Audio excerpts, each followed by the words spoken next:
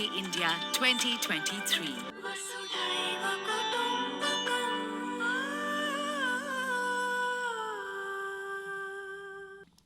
नमस्कार।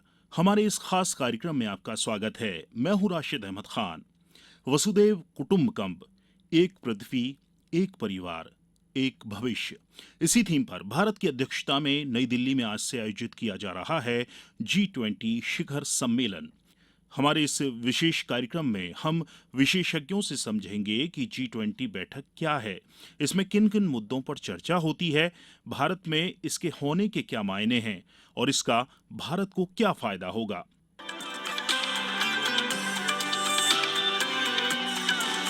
G20 India 2023। आइए सबसे पहले हम बात करते हैं प्रोफेसर और अर्थशास्त्री मनीष शर्मा जी से। मनीष जी, आपका बहुत स्वागत है हमारे विशेष कार्यक्रम में। सबसे पहले हम आपसे जानना चाहेंगे कि G20 समिट क्या है, आसान शब्दों में लोग इसे कैसे समझ सकते हैं। ये बहुत अच्छा प्रश्न कहा कि G20 समिट है क्या। एक्चुअल जी समिट जो है कुछ विश्व के प्रमुख राष्ट्रों का समूह है। 19 राष्ट्र है इसमें और एक यूरोपियन काउंसिल है। तो इस तरह से 20 राष्ट्रों का एक समूह है जो विश्व के 80% ग्लोबल जीडीपी इन राष्ट्रों से उत्पन्न होती है और 75% ग्लोबल ट्रेड जो है इन्हीं राष्ट्रों के मार्फत होता है। तो ऐसे में इन राष्ट्रों के समूह में विश्व का 80% इकोनॉमी डिपेंड करती है। तो ऐसे में जब एशियन टाइगर्स जो 99 में एक विपदा आई थी, आर्थिक विपदा, जो इकोनॉमिक क्राइसिस 99 में, फिर 2008 में या 2009 में खास करके ग्लोबल फाइनेंशियल क्राइसिस जब आई, तो ऐसे में ऐसे क्राइसिस से बचने के लिए एक विचार आया कि क्यों न सभी प्रमुख राष्ट्र मिल करके आपस में विश्व के लिए एक एजेंडा तैयार करें, जिससे कि विश्व का पूरे विश्व स्तर पर जो है समृद्धि हो, विश्व स्तर पर जो है विकास हो। इसलिए G20 एक राष्ट्रों का समूह का निर्माण किया गया है। मनीष जी, इस बार G20 शिखर सम्मेलन का लोगो क्या है और उसका मोटो क्या है? आपने सही पूछा। हर एक समिट का अपना एक लोगो होता है, अपना एक मोटो होता है। इस बार जो भारत में G20 समिट हो रहा है, तो हमारा लोगो है वसुधैव कुटुंबकम। ये भारतीय परंपरा का बहुत पुराना ज्ञान अवधारणा। हम पूरे विश्व को एक मानते हैं, एक परिवार की तरह मानते हैं। जब तक पूरे विश्व को एक परिवार नहीं मानेंगे, तब तक हम पूरे विश्व को एक विकसित अर्थ जिसको कहते हैं वो हम नहीं समझ पाएंगे, नहीं हो पाएगा। इसके लिए इसीलिए कहा गया one earth, one family, one future. हमारा उद्देश्य एक ही है। वो उद्देश्य कब पूरा हो सकता है?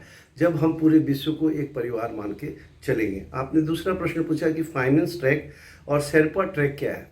फाइनेंस ट्रैक जो है वो G20 देश के जो वित्तीय बातें, फिस्कल या मॉनेटरी पॉलिसीज है, उस पर विमर्श के लिए ये 20 देश के जो वित्तीय प्रतिनिधि हैं उनका समिट होता है और वो उस पर विचार विमर्श करते हैं। और जहाँ तक शेरपा ट्रैक की बात है, ये सोशल सेक्टर डेवलपमेंट, करप्शन कम हो, भूखमरी कम हो, अनएम्प्लॉयमेंट कम हो, जो सोशियो इकोनॉमिक पैरामीटर्स हैं उनको कैसे इम्प्रूव किया जाए, इसको लेकर के बात करते हैं। और ट्रॉयका जो आपने पूछा, ट्रॉयका जो है वो 3 जो पुराना, जैसे इंडोनेशिया ने पिछला समिट किया था, अभी भारत समिट कर रहा है और अगला समिट जो है वो ब्राज़ील में होगा। तो ये ट्रॉयका है। ये 3 राष्ट्र जो है आपस में ज़्यादा कोऑर्डिनेशन करेंगे। पिछले समिट का जो एजेंडा था और जो निष्कर्ष जो उन लोगों ने पॉलिसी मेजर्स जो बनाए वो इम्प्लीमेंट हुआ या नहीं हुआ, कितना हुआ, इस वर्ष के एजेंडा के मुताबिक हमने क्या विमर्श किया और क्या हमने पॉलिसी मेजर्स डेवलप किए और आने वाले में क्या है। फिर आप पूछते हैं कि इसकी ज़रूरत क्यों पड़ी। ज़रूरत थी। G7 जैसे जो राष्ट्र थे वो विकसित राष्ट्र थे, 7 ही राष्ट्र थे जिनका ग्लोबल शेयर बहुत कम है जीडीपी में या ट्रेड में, लेकिन G20 जो है वो ज़्यादा लेके चल रहा है। इसका मतलब ये नहीं कि G7 या फिर जो ब्रिक्स की जो बात करते हैं उसका इम्पोर्टेंस घट जाता है, लेकिन एक बड़ा प्लेटफॉर्म जो है G20 जो पूरे विश्व को समाहित करता है। दूसरा IMF और WTO की बात है। हाँ, IMF और WTO की सहायता G20 भी लेता है। IMF WTO को अलग नहीं करता है। IMF और WTO की सहायता से ही G20 के राष्ट्र जो है विकास के लिए जो बातें या संकल्पना लिए रहते हैं उसको धरातल पर लाते हैं। G20 का शिखर सम्मेलन हम सब के लिए बड़ा मौका है। इससे भारत को क्या मिलने वाला है? आपने सही पूछा है कि भारत को G20 से क्या फ़ायदा है। बहुत सारे लोग इस तरह के प्रश्न बोलते हैं।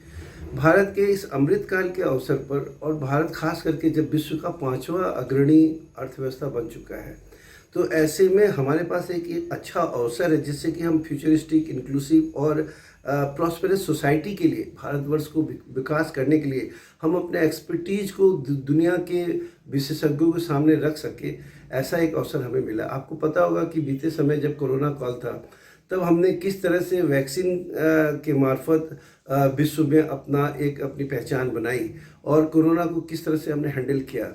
हमारे भारत के जो उद्यमी हैं, वो किस तरह से विश्व के बाज़ार में अपना छाप छोड़ रहे हैं, और ख़ास करके टेक्नोक्रेट्स जो हैं, तकनीकी है, या अभी आपने चंद्रयान मिशन देखा, तो इस तरह की जो सफलताएं या भारत के अंदर जो विविधता भरी विशेषताएं हैं, उन विशेषताओं को प्रदर्शन के लिए इससे अच्छा अवसर और कोई आ नहीं सकता।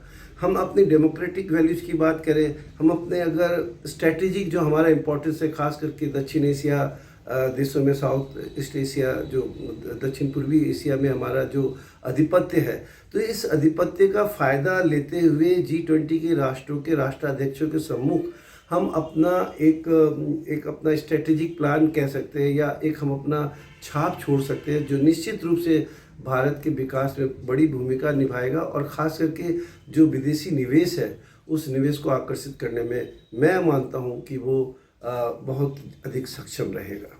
मनीष जी, स्टार्टअप इकोसिस्टम के लिए G20 की बैठक कितनी मददगार साबित होगी? G20 के मार्फत स्टार्टअप के लिए क्या, अभी भारत जो है स्टार्टअप के लिए बहुत सारे योजनाएं, कौशल विकास की योजनाएं, किस तरह से स्टार्टअप के लिए फाइनेंस मिलेगा, इस तरह की योजनाएं भारतवर्ष में अपने आप में है। तो ये एक अच्छा मौका है हमारे पास भी। आप देखिए कि स्टार्टअप इंगेजमेंट ग्रुप एक 2023 में बनाया गया है। इस ग्रुप में क्या है कि ग्लोबल नैरेटिव सेट करने की बात की गई है, और इसके 3 टास्क फोर्स होंगे। एक जैसे है कि हम फाउंडेशन और अलायंस के लिए चलेंगे, दूसरा है इंक्लूसिवनेस के लिए बात करेंगे, तीसरा सस्टेनेबिलिटी के लिए बात करेंगे। बार बार ये प्रश्न आता है कि फाइनेंस एंड इंक्लूसन की बात जो करते हैं, या इंक्लूसिवनेस की, जो हमारा मुख्य एजेंडा है कि इंक्लूसिव ग्रोथ होना। इंक्लूसिव ग्रोथ का अर्थ है कि ट्राइबल सोसाइटी या डिप्राइव्ड सोसाइटी या वीमेन, इन सब का विकास करना। तो ये हमारा एजेंडा, एक प्रमुख एजेंडा है इस G20 समिट का, जो G20 2023 है। इस 23 का प्रमुख एजेंडा ही है इंक्लूसिव डेवलपमेंट होना, जिसमें समाज के, राष्ट्र के हर वर्गों का, हर देश के हर वर्गों का समुचित विकास हो, इस पर ध्यान देना। और इस विकास के लिए जो स्टार्टअप इंगेजमेंट ग्रुप है, ये एक प्रमुख भूमिका निभा सकता है, ऐसा मुझे लगता है, ऐसा मेरा मानना है। मनीष जी, G20 बैठक से निवेश को आकर्षित करने में कितनी मदद मिलेगी? कि जैसे इस बार का जो G20 समिट भारतवर्ष में जो आयोजन किया जा रहा है, उसका जो टैगलाइन है वो वसुधैव कुटुंबकम, यानी कि 1 अर्थ, 1 फैमिली एंड 1 फ्यूचर। हम पूरे विश्व को एक परिवार मान के चले, पूरे विश्व का एक साथ समृद्धि हो, क्योंकि यह तय हो गया है कि कोई एक राष्ट्र अपने आप में बहुत अधिक समय तक डेवलप्ड नहीं रह सकता है। अगर दूसरे राष्ट्र अंडर डेवलप्ड है, अगर दूसरे राष्ट्र अगर गरीब है, तो उसका असर अमीर राष्ट्र पर भी पड़ता है। और जब समावेशी तरीके से विकास की अवधारणा को या संकल्पना को हम क्रियान्वित करना चाहेंगे, तो निश्चित रूप से ये बढ़ेगा। जी जी जी, बिल्कुल सही कहा। जनवरी में भोपाल में G20 के तहत थिंक 20 की 2 दिवसीय बैठक हुई थी, जिसके बाद भोपाल घोषणा पत्र जारी किया गया था। वो क्या है और कितना महत्वपूर्ण दस्तावेज है? देखिए, भोपाल डिक्लेरेशन जो है 20 जनवरी 2023 को भोपाल में एक बैठक हुई थी।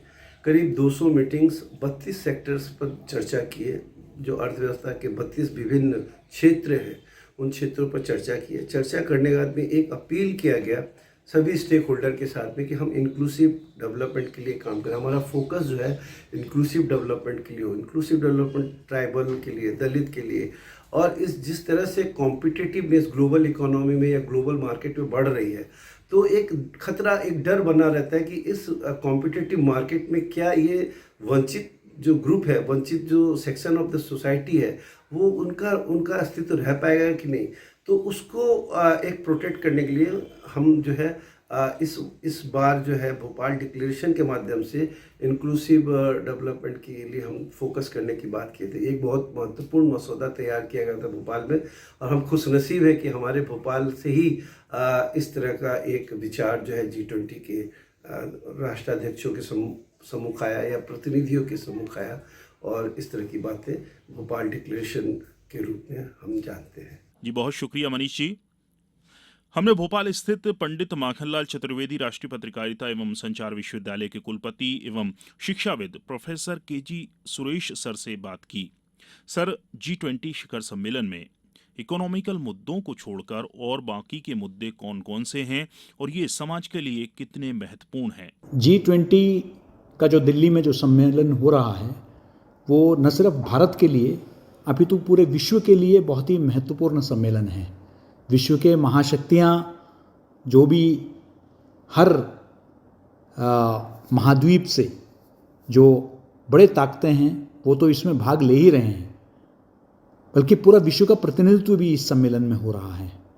पहली बार ऐसा हुआ है किसी भी राष्ट्र के अध्यक्षता में जब G20 को उस देश के गांव-गांव, शहर-शहर, कस्बे-कस्बे तक ले जाया गया, और उसके जो विभिन्न पहलू हैं, चाहे वो C20 हो यानी कि सिविल सोसाइटी को लेकर हो, चाहे वो शिक्षा को लेकर हो, चाहे वो यूथ कनेक्ट क्यों ना हो, इन सब को जो है हर विश्वविद्यालय स्तर पर तक इसको ले जाया गया, और समाज का ऐसा कोई अंग नहीं है जिसको इस पूरे G20 के मुहिम के साथ जोड़ा नहीं गया हो।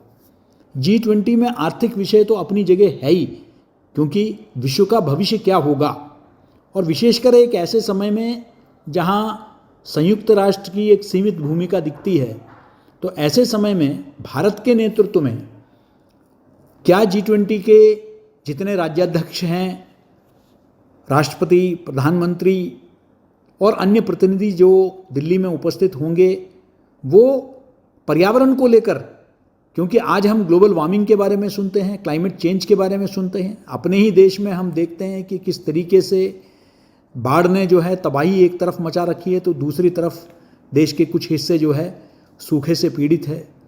ऐसे समय में क्लाइमेट चेंज, ग्लोबल वार्मिंग, ये सब विश्व के सामने बहुत बहुत बड़े चुनौतियां हैं जिसको हम अकेले नहीं लड़ सकते हैं। ऊर्जा, सौर ऊर्जा को लेकर भारत ने हमेशा पहल किया है, वो पर्यावरण फ्रेंडली भी हैं या इको फ्रेंडली जिसको कहते हैं।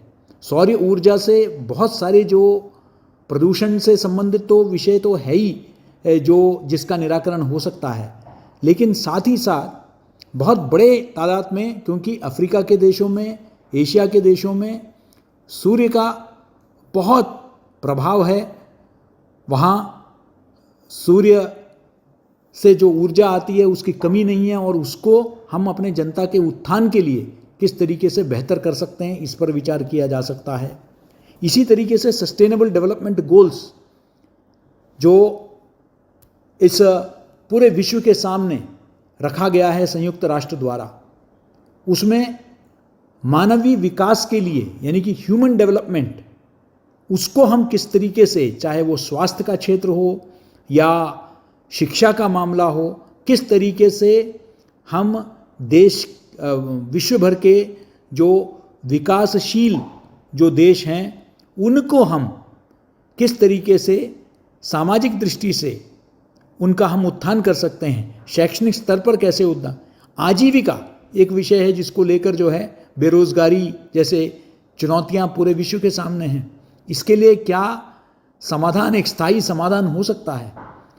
मैं समझता हूं कि एक अवसर है जब हम सब ये जो देश हैं, हम एक दूसरे के साथ अपने अनुभव साझा करें, उससे एक दूसरे से सीखें, और यथाशक्ति हर देश की अपनी एक कोर एरिया है, उसकी अपनी एक ताकत है, उस ताकत को, उस क्षमता को, चाहे वो कृषि के क्षेत्र में हो या मैन्युफैक्चरिंग के क्षेत्र में हो, उसको हम किस तरीके से एक दूसरे के साथ हम लोग आदान प्रदान कर कर एक दूसरे को हम मजबूत कर सकते हैं, इस दिशा में काम करने का समय आ गया है। और शायद जब भारत के बारे में ये बताया जाता है कि 21वीं सदी भारत की सदी है और भारत के नेतृत्व में भारत के जो स्वीकार्यता है पूरे विश्व भर में है।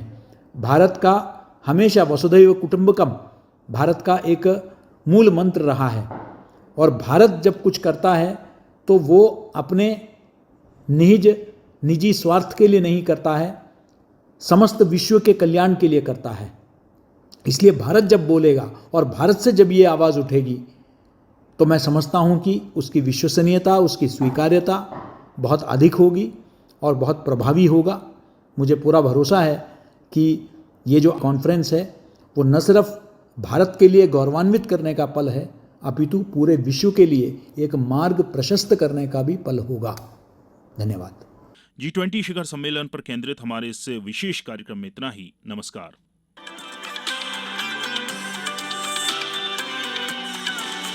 G20 India 2023.